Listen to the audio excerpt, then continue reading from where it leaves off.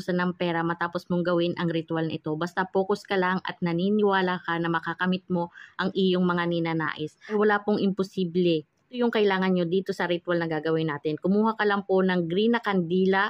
Green ay sumisimbolo ng for money, for attract money. So napakaganda nitong pampaswerte. So ganito lang ang gagawin nyo. Sindihan nyo lang ang kandila. Ito, ayan, ganyan ang gagawin nyo.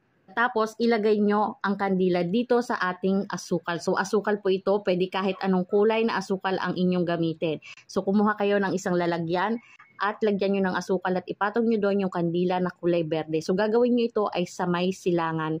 Kahit sa tindahan, kahit sa bahay, basta sa silangan ninyo ito gagawin. So alam nyo ba na ang asukal ay sumisimbolo yan ng kasaganahan, mabilisang pasok ng swerte. Kaya napakaganda ng kombinasyon na to kung kayo'y nangangailangan agad-agaran ng swerte sa kaperahan, sa trabaho. Ayan, napakaganda niyan, lalo na sa negosyo.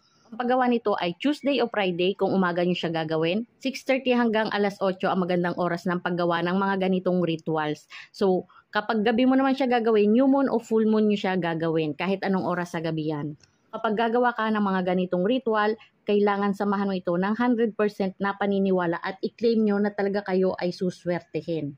Mainam po na walang makakakita kung ito ay gagawin ninyo para hindi makontra kung ano man ang mga ginagawa nyo mga pampaswerte. So kapag maganda daw ang sindi ng kandila, ayan tulad niyan, ay agad matutupad ang inyong mga kahilingan. Lalo na kung sumasayaw-sayaw ang liwanag ng kandila. Bago nyo sindihan itong kandila, hilingan nyo muna ito ng inyong mga kahilingan at sabihin nyo na bigyang katuparan ng inyong mga kahilingan, bigyan ng liwanag ang inyong mga kahilingan patungo sa tagumpay ng inyong mga buhay.